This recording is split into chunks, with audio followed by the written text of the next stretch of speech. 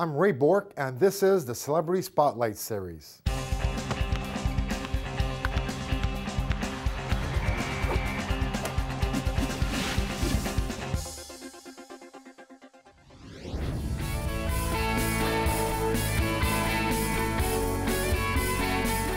Everybody knows that Boston is a great sports town.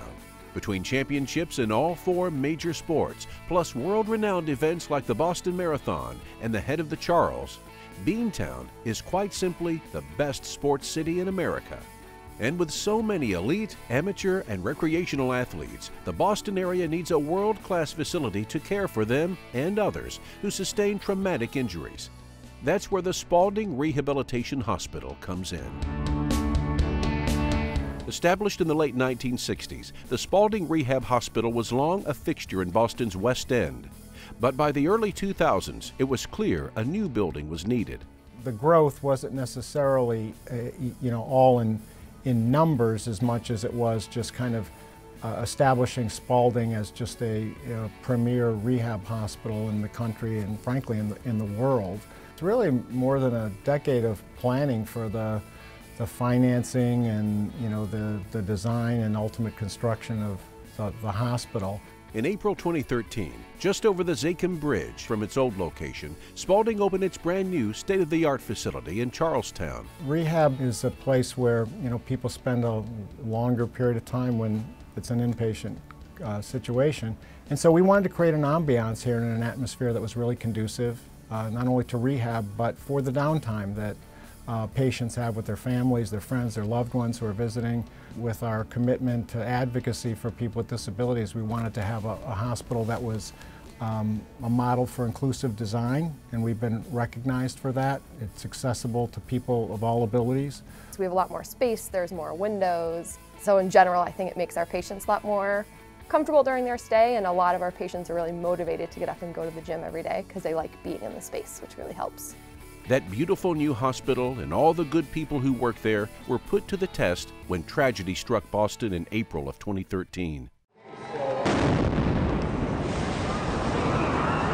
I was running my 9th marathon at that point in time, my 6th Boston, and then the bombings occurred. I didn't finish, and then, after learning about what happened, immediately made my way back to Spaulding to work to bring in people from the acute care hospitals who we might be able to care for at Spaulding to make room in the acute care hospitals for all of those who were injured in the marathon bombings. And so we immediately became immersed in all of the aftermath. We knew we were going to start to get a lot of these patients coming over and these injuries, and that we were going to be dealing with people who had orthopedic injuries and amputation injuries. So it was not only going to be on my radar from dealing with the staffing department as well, but it was also my program that these patients were going to be arriving to.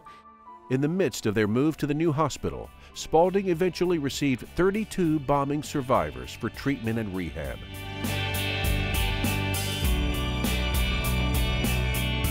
It was a stronger bond than I think we get with some of our other patients. We definitely bond with our patients. You have to develop that relationship and establish that trust, or you don't get very far.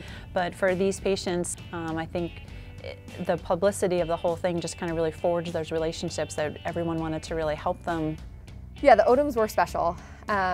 John was over at BMC where he went to acute care, and he had over 11 surgeries. When he got to us, he couldn't even sit up in bed.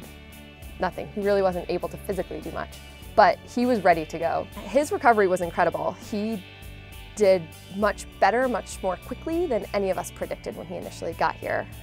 And he was always about his family too, so other things were really important to him. Like he wanted to be able to play with his grandkids. So we were pretty early on incorporating those things into our sessions. His grandkids would come with us for our PT sessions sometimes. So it was really, he pushed himself really hard. Aside from helping their patients rehabilitate their injuries, many of the staff and friends of the hospital took it a step further with Spaulding's Race for Rehab, a group that runs the marathon to raise money for the hospital.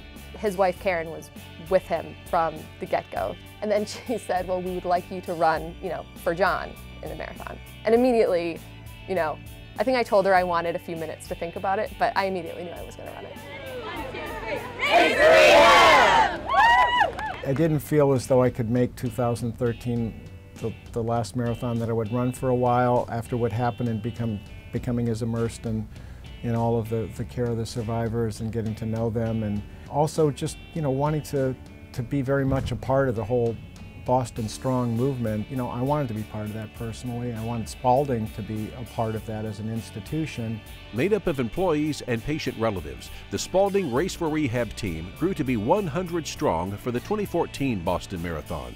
100 people who had to train through a brutal New England winter. Knowing that there were 99 other team members that were getting out that weekend to do their run really pushed you. You weren't going to be the one that didn't go and do it. And there were times I couldn't make like our team runs, but I would know they were going out that day, and maybe I couldn't go that day, but I was definitely going to make it the next day, because if they were all running it, there was no way I was going to skip that weekend. After the long winter, the big day finally arrived, the 2014 Boston Marathon.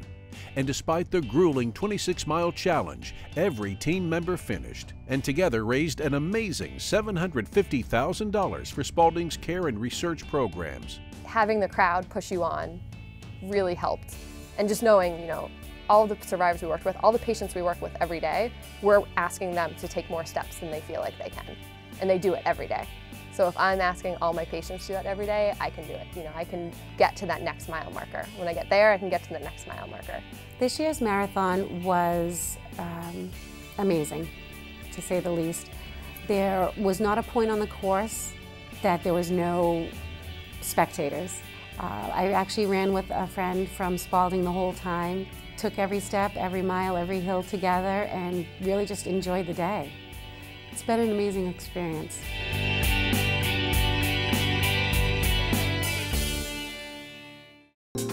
This episode of the Celebrity Spotlight Series is brought to you by the Spaulding Rehabilitation Network.